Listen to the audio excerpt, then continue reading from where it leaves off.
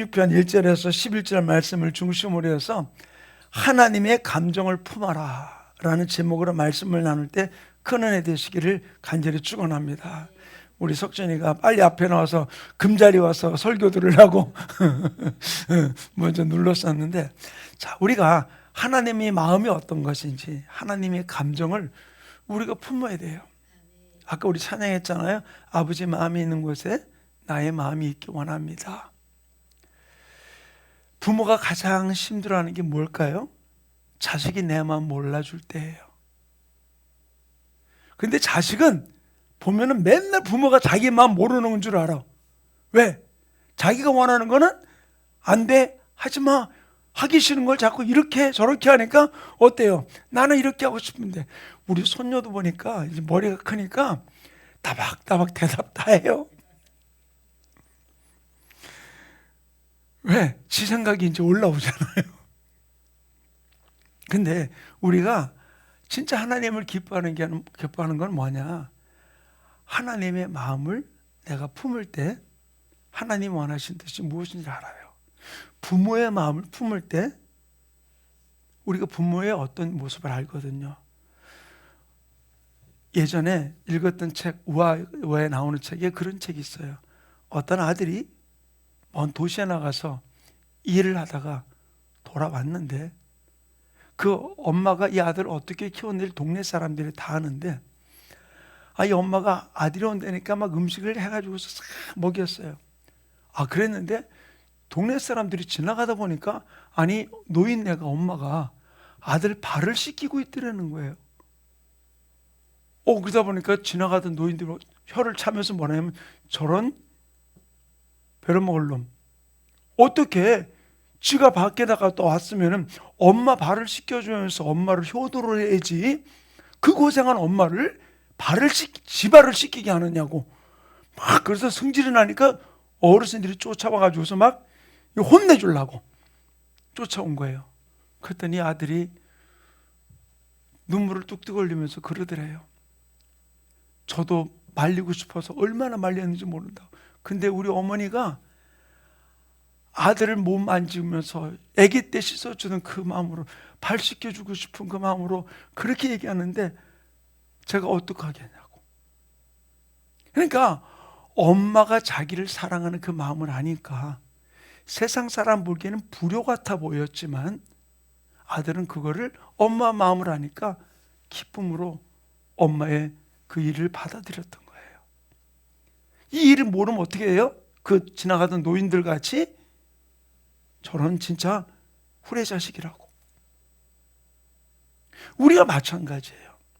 하나님의 나를 향한 마음이, 감정이 어떤 감정인지 어떤 마음인지를 내가 모르면은 우리가 아버지의 뜻대로 살아갈 수 없어요. 왜? 항상 내 중심으로 모든 일을 할 수밖에 없기 때문에.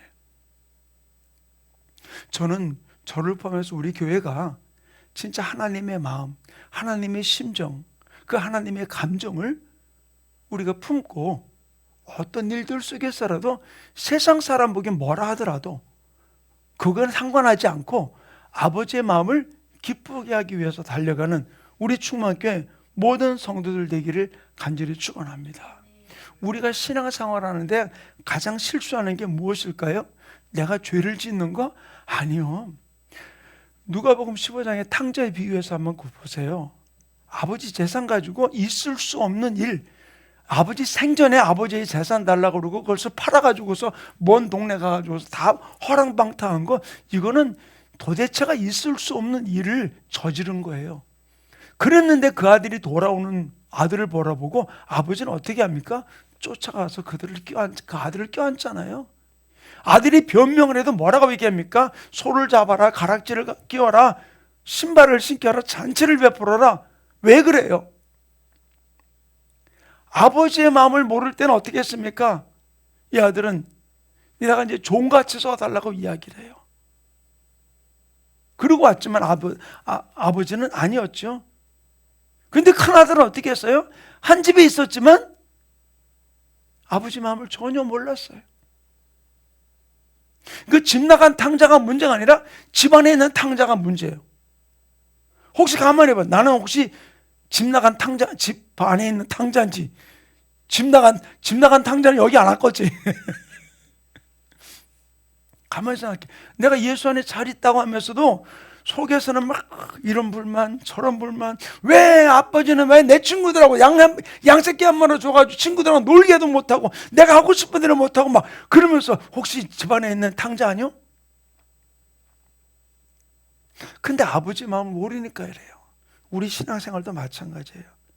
아버지의 마음, 또 우리 신앙생활에 실수하는 이유가 바로 무엇이냐? 아버지의 마음, 아버지의 감정, 아버지의 비전을 모르니까 바로 그런 일을 저지르는 거죠.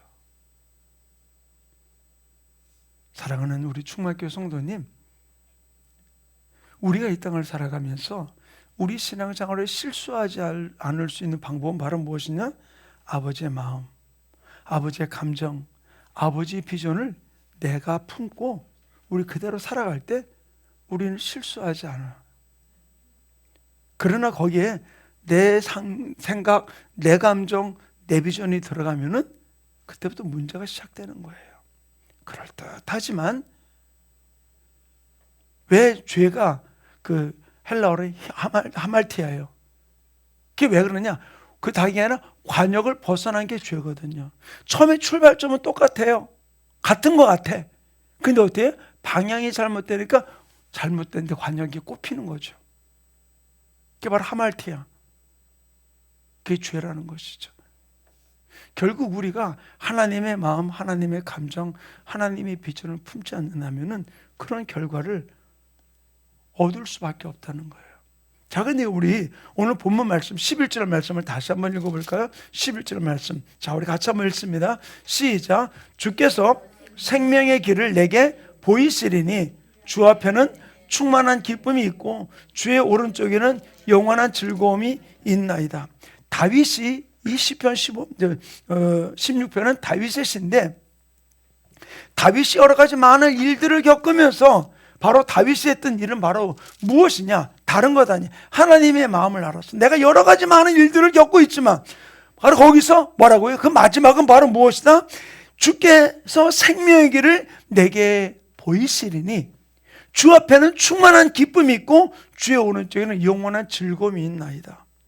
바로 다윗은 하나님 앞에 있는 지금 내 상황 속에 있는 아픔과 슬픔과 괴로움이 아니고 주님 앞에 있는 그 기쁨과 즐거움을 바라보고 나가는, 그것을 준비해 놓으신 하나님을 바라보면서 그는 모든 역경 속에서라도 여러 가지 많은 상황 속에서라도 바로 그가 그 기쁨과 즐거움을 잊어버리지 않을 수 있었던 이유가 바로 그거라는 거예요.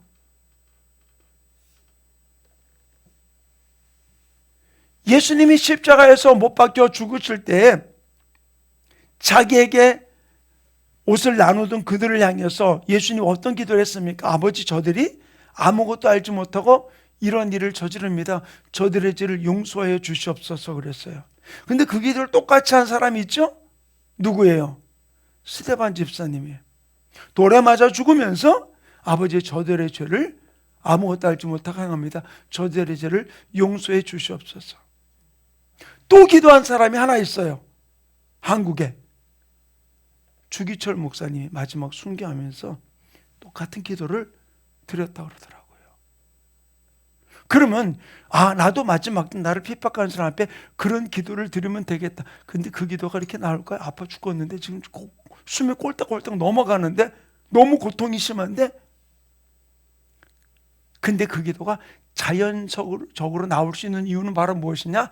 아버지의 마음, 아버지의 생각, 아버지의 감정, 아버지의 비전을 내게 품으니까 내 고통보다도 나에게 이거를 주는 핍박하는 저들이 영혼이 더 불쌍한 거야.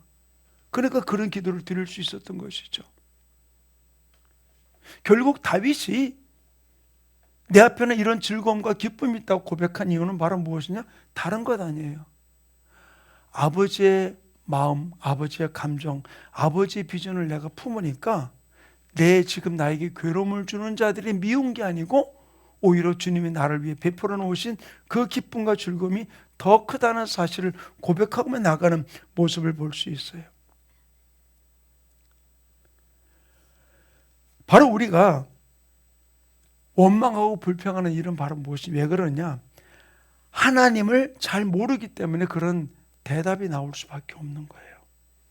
그래서 우리를 향한 하나님의 마음이, 하나님의 감정이 어떤 것인지를 우리가 알아야 돼요. 그 말이 신명기 30장 9절과 10절에는 이렇게 기록해 놓고 있어요. 한번 잘 들어보세요. 내가 내 하나님 여호와의 말씀을 청종하여 이 율법책에 기록된 그의 명령과 규례를 지키고 내 마음을 다하며 뜻을 다하며 여호와 내 하나님께 돌아오면 내 하나님 여호와께서 내 손하는 모든 일과 내 몸의 소생과 내 가축의 새끼와 내 토지 소산을 많게 하시고 내게 복을 주시되 곧 여호와께서 내 조상들을 기뻐하신 것 같이 너를 다시 기뻐하사 내게 복을 주시리라. 하나님께로 돌아오라는 이야기가 자기에게 굴복하면서 자기 종이 되라, 그렇게 이야기하는 게 아니에요. 하나님이 우리를 부르시는데 하나님 우리를 마음껏 쓰는 우리 꼬봉으로 만들어 놓기 위해서 우리를 부르는 게 아니라 너희가 내게 돌아오면 바로 하나님은 어떤 거예요? 내 토지 소산과 뭐라고 그랬어요? 자녀와 내 몸의 소생과 모든 것들을 복의 복을 주겠다라고 약속하고 있는 거예요. 그러니까 아버지 마음이 내게 돌아오라, 네 거 포기하고 내게 돌아오라, 그러면 내가 이런 것을 준비해 주고 있다. 하나님의 마음, 하나님의 심정, 하나님의 감정이 어떤 것인지를 여기서 지금 우리가 보여주고 있는 것이죠. 사랑하는 성도님, 지금도 마찬가지예요. 내 거를 움켜쥐기보다 하나님이 원하신 부름 앞에 내가 반응하고 나갈 때 하나님은 내가 생각하지 못했던 놀란 일들을 주님 풀어주세요. 지금은 좀 힘들 수 있어요. 여러 가지 많은 일이 어려울 수 있어요. 그런데 하나님의 마음, 하나님의 감정을 알고 하나님 앞에 나아갈 때 나를 위해 준비해 놓은 일들, 너무 놀라운 거라는 거예요. 이 일의 주인공이 되시기를 간절히 축원합니다.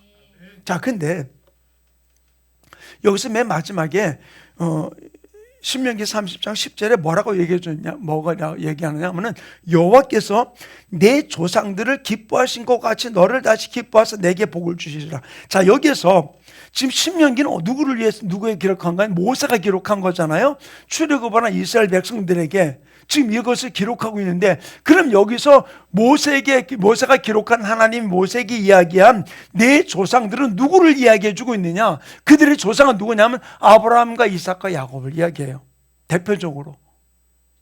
근데 이 말은 무슨 말이에요? 내 조상들을 기뻐한 것 같이, 아브라함과 이삭과 야곱을 내가 기뻐한 것 같이 너를 다시 기뻐하사 복을 주시리라라고 이야기해 주고 있어요. 자, 그런데 그 조상들을 향한 하나님의 감정이, 하나님의 마음이 어떤 마음을 품으셨을까요? 아브라함과 이삭과 야곱을 향해서.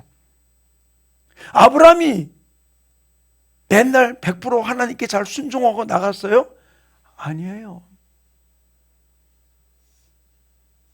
이삭도 순종을 한 사람이지만 그렇지 않았죠. 어쩌면 이삭은 그렇게 허물이 많은 사람은 아니에요. 야곱은 어떻습니까? 아주 지렁이 같은 야곱아, 꽤 많고 잔꾀 부리고 오만 일 다 했던 것이죠.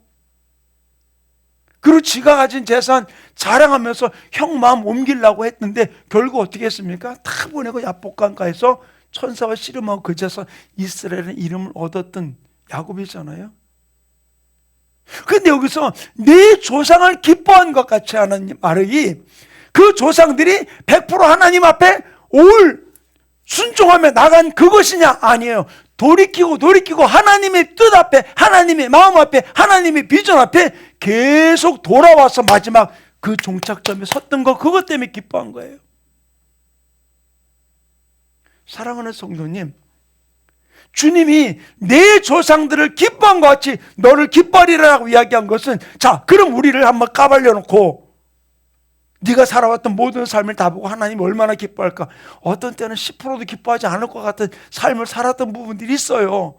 근데도 불구하고 왜 우리에게 이야기하느냐? 지금 우리가 잘못 살았던 것을 이야기하는 게 아니라 내가 지금 깨닫고 이제는 하나님의 비전, 하나님의 마음, 하나님의 감정으로 돌아서는 나의 삶을 바라보면서, 돌아설 것을 바라보면서 주님 우리를 기뻐하고 있다는 사실이에요. 아멘? 스가랴서에 뭐라 그랬습니까? 하나님의 나라로 인한 기쁨을 이기지 못하시며 그랬잖아요. 우리 한 사람 한 사람을 향해서 주님은 세상 사람들은 어떻게 평가하든 하나님은 우리를 기뻐하기를 가슴이 벅찬 가슴으로 우리를 지금 기뻐하고 있다고 이야기해 주고 있는 거예요. 그러니까 우리가 하나님의 그 심정을 안다면은 어떻게 하겠어요? 스바냐 3장 17절 이야기하는 하나님이 너로 말미암아 기쁨을 이기지 못한다 이야기를 했잖아요. 바로 나로 말미암아 기쁨을 이기지 못하는 하나님은 성경에 수없이 이야기해 주고 있어요. 출애굽기 34장 6절에 뭐라고 얘기해 주고 있느냐? 여호와께서 그의 앞에서 지나가시며 선포하시되 여호와라 여호와라 은혜롭고 자비롭고 은혜롭고 노하기를 더디하시고 인자와 진실이 많은 하나님이라. 화내는 하나님이 아니고 화도 내지만 노하기를 더디하시고 인자와 진실로 자비롭게 우리를 대하시는 하나님이 내가 믿는 하나님이라는 사실을 우리는 기억하기 원합니다. 잘못할 때마다 한 대씩 때린다고 생각해 봐요. 그 겁나서 살겠어요? 짐승들도 그런데요. 주인한테 맞던 게 짐승들은 주인 손만 올라가면은 벌써 그냥 깨갱하면서 난리가 난다는 거예요. 그런데 사랑받고 큰 애는 어떻게 합니까? 품으로 파고드는 거죠. 우리가 어떤 모습으로 하나님을 대하고 있냐는 거예요.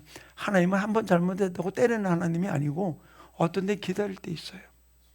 그러나 우리가 알아야 될 게 빨리 하나님의 감정으로 하나님 마음으로 돌아설 줄 알아야 돼요.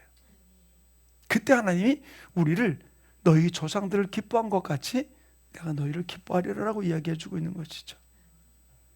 시편 149편 4절은 이렇게 이야기하고 있습니다. 여호와께서 자기 백성을 기뻐하시며 겸손한 자를 구원으로 아름답게 하신다.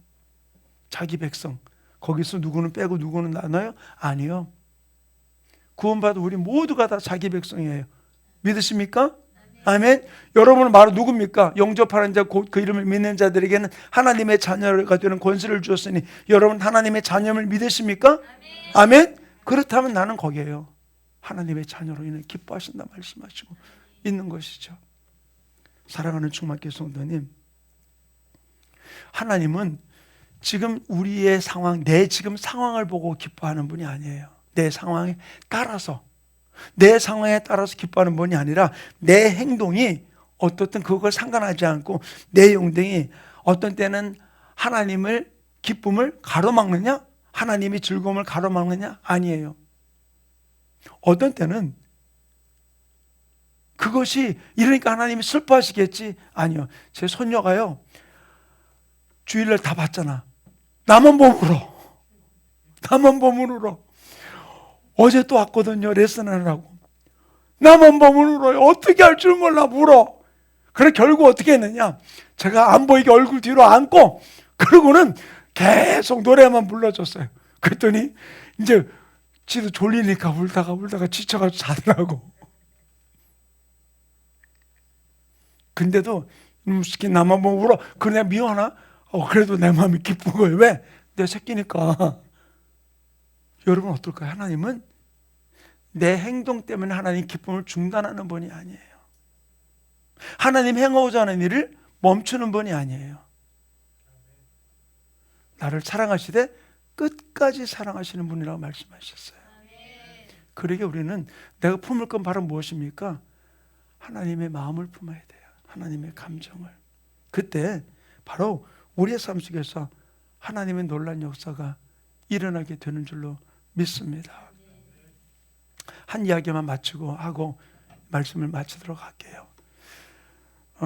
제가 그 상담을 하면서 들었던 이야기에서 제가 본 경험이 아니고 한 번에 자기가 경험했던 이야기라고 그러더라고요.